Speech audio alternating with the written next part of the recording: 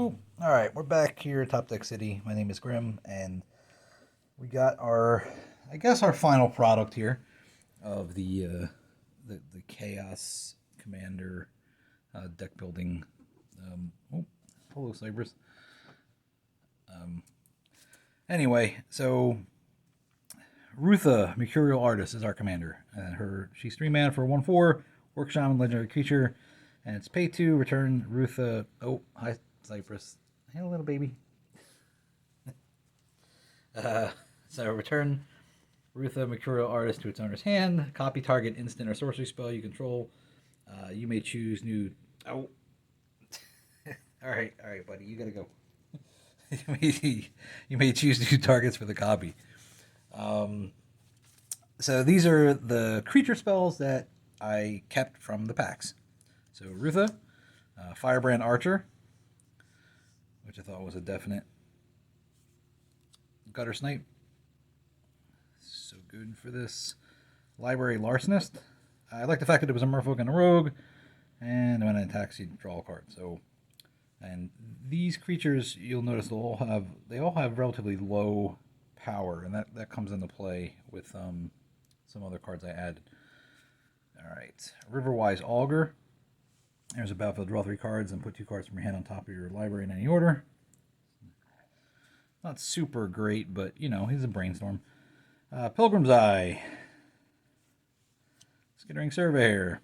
Since I got them both, I figured to include them both. League Guild Mage. It's pay 4, tap, draw a card. Pay red and X. Copy target instant or sorcery spell you control with converted mana cost X. You may choose new targets for the copy. So I figured that fit pretty well. Prismari Apprentice. Human Shaman Magecraft. Whenever you cast or copy an instant or sorcery spell, Prismari Apprentice can't be blocked this turn. If that spell's mana value is 5 or greater, put a +1/+1 counter on Prismari Apprentice. Workshop Assistant. When he dies, again, artifact back. Emery. She decided that she made the cut. Also a Merfolk Wizard. Spell costs 1 less to cast for each artifact you control. Enters the battlefield, put the top 4 cards of your library into your graveyard, and then you choose target artifact card in your graveyard, and you may cast that card this turn. Dragon Mage from the M20 pack. He's 7,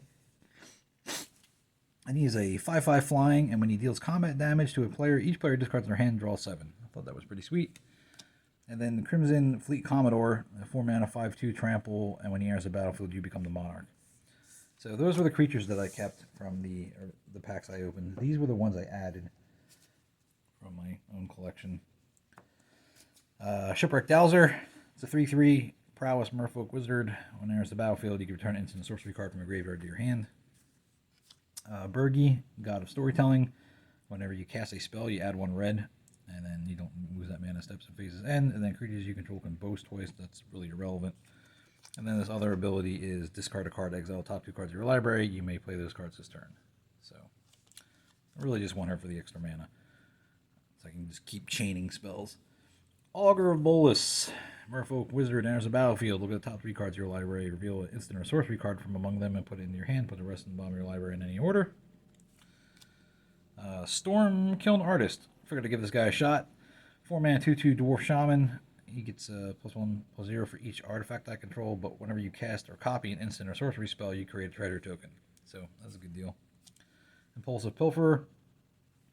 When he dies, you make a treasure token, and then he's got the Encore where the tokens come into play, and then when they die, they all make treasure tokens.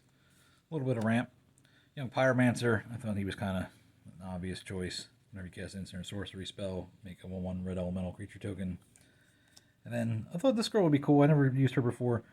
Magmatic Channeler, 2 mana for a 1/3 human wizard. As long as there are 4 or more instant or sorcery cards in your graveyard, Magmatic Channeler gets +3/+1. And then it's tap and discard a card, exile the top 2 cards of your library, and then choose one of them. You may play that card this turn. So, a little red ramp, I guess, if I really need to get a land. All right, so these are the spells I kept, and there's a good chunk of spells I kept from the original packs. Pillage, destroy target artifact or land. Unexplained Vision, draw 3 cards. If 3 blue is spent, you can scry 3 as well. Honor of the God Pharaoh, 3 mana, additional cost to cast a spell, discard a card, draw 2 cards, and amass 1. Tormenting Voice, Discard a card, draw 2 cards. Song Mad Treachery. 5 mana, gain control of target creature until end of turn. Untap that creature, it gains haste until end of turn. This was the best card in that pack, so I had to keep it. But and the plus side is it does count as a land also. Tezzeret's Gambit. 1 Phyrexian and 3. Draw 2 cards and proliferate. Proliferate is probably irrelevant, but you know, it's a card draw spell. Reject. Counter target creature or planeswalker spell unless its controller pays 3. If that spell is countered this way, exile instead. Throw a possibility.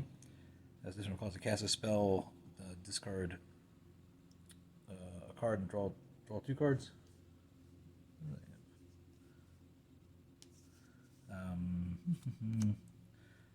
Magma Opus. So 6 and is it instant? Deal 4 damage divided. You choose among any number of targets. Tap 2 target permanents. Create a 4/4 red and blue elemental creature token and draw 2 cards, and then pay 2 and you can discard this to create a treasure token. And they actually got the elemental token in the packs, so that was cool. Depart the Realm. Return target non-land permanent to its owner's hand and you could foretell it. Pretty good deal. Negate. Counter target non-creature spell. Rewind. Counter target spell and tap 4 lands. Unleash Fury. Double the power of target creature until end of turn. Run aground. Put target artifact or creature on top of its owner's library. Bombard, 4 damage to target creature. Smelt, destroy target artifact. Arrester's Admonition, return target creature to its owner's hand, but if you cast it during your main phase, you can draw a card. Deny the Divine, counter target creatures or enchantment spell. If that spell is countered this way, exile instead of putting it in its owner's graveyard. And Tail's End, counter target activated ability, triggered ability, or legendary spell. Thought those were all pretty solid. The spells I added were Krenko's Command. Make 2 goblins. Flood of Recollection. Return target instant sorcery card from graveyard to your hand and exile Flood of Recollection. Seize the Spoils. Pay 3. Discard a card. Draw 2 cards to create a treasure. Chemist's Insight. Draw 2 cards to jumpstart. Spell Twine. Exile target instant or sorcery card from your graveyard and target instant or sorcery card from an opponent's graveyard. Copy those cards. Cast the copies if able without paying their mana cost. And then exile Spell Twine. Rapid Hybridization. Destroy target creature can be regenerated. Make a lizard. Or green frog lizard. Preordain. Scry 2. Draw a card. Faithless Looting. Draw 2. Discard 2. Flashback. Raven Form. Exile target artifact or creature. Its controller creates a 1/1 blue bird. And it's got Foretell. Seething Song. Pay 3 to add 5 red. Thought that'd be fun to clone with Rutha. And then this card, which I absolutely adore. Expansion Explosion. Copy target instant or sorcery spell with converted mana cost 4 or less. You may choose new copies, or deal X damage to any target, and then target player draws X cards. I feel like this could be a win condition for us. Next are the artifacts and enchantments and planeswalkers that I kept. Starting with Traveler's Amulet. Firemind Vessel. Rowan Scholar of Sparks, and Will Scholar of Frost. So I'm going to read what they do here. So instant and sorcery spells you cost 1 less to cast. Awesome. +1. Rowan Scholar of Sparks deals 1 damage to each opponent. If you've drawn 3 or more cards this turn, she deals 3 damage to each opponent instead. -4, you get an emblem with whenever you cast an instant or sorcery spell, you may pay 2. If you do, copy that spell and you may choose new targets. Will, on the other hand, he's 5 to cast. Ooh. He does the same thing. Instant sorcery spells you cast cost 1 less. He is +1. Up to 1 target creature has base power and toughness 0 to my next turn. -3, draw 2 cards. And -7, exile up to 5 target permanents. For each permanent exiled this way, its controller creates a 4/4 blue and red elemental creature token. So probably just going to be using the Rowan side, but you know, it's a cool card.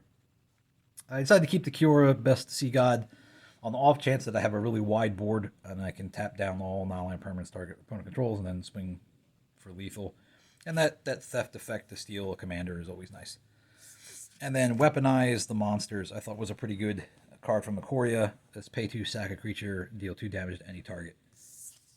And if you saw earlier, it had a lot of things that make little chump creatures and you know, I don't really need in the long run. The artifacts and enchantments and planeswalkers I added. Primal Amulet. Instant sorcery spells you cast cost 1 less to cast.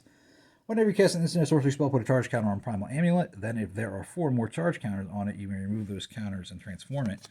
And this turns into Primal Wellspring, which says tap to add 1 mana of any color to your mana pool. When that mana is spent to cast an instant or sorcery spell, copy that spell, and you may choose new targets for the copy. And then here we go. It's time for some ramp. So I added Sky Diamond, Fire Diamond, Commander Sphere, Thought Vessel, Izzet Signet, Wayfarer's Bubble, Soul Ring, and the card I'm going to consider a possible win condition, which is Raid Bombardment. Whenever a creature I control with power 2 or less attacks, Raid Bombardment deals 1 damage to the defending player. The whole deck is creatures with power 2 or less, with the exception of the Dragon Mage and the Crimson Fleet Commodore. So I'm hoping that does some work for me. Surprisingly, I got a lot of Izzet lands, or lands that could function in an Izzet deck from my packs, and these are the ones I kept. Surtland Frostfire. Taps to add 1 red, comes into play tapped. You can pay 5 and sack it to scry 2, and then it deals 2 damage to each creature. So it's kind of a bit of a board wipe. But it activates as a sorcery. Path of Ancestry. Don't have a lot of orcs and shamans in the deck. But, it adds 1 mana of any color. Gateway Plaza, 1 mana of any color. This card from Strixhaven adds 1 mana of any color. Balder Fjord, is it Island Mountain? The Island from the Zendikar pack. It was the only card I could use from that pack. Survivor's Encampment. I thought this was a pretty useful card since I have a lot of somewhat weak creatures that this would be able to provide 1 mana of any color. Moral to Genius. I like to sack to draw 2 cards. Izzet Guildgate and Mobilize District. So you can animate the land to make a man. And then didn't add too many lands. I'm not getting fancy with this deck. This is kind of really just a janky casual deck. I added Temple of Epiphany because I had an extra River Guide Pathway because I have like 6 of these and I don't know what to do with them. And Reliquary Tower, just so, because I will be drawing a lot of cards. And that's about it. I'm hoping this deck works pretty well. It's got, I think, 20 creatures, 30 spells, and then everything else is just artifacts and enchantments that help either ramp me or help or work with the casting a lot of instants and sorceries.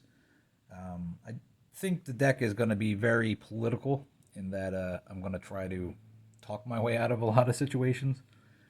But in general, I think it'll be a lot of fun.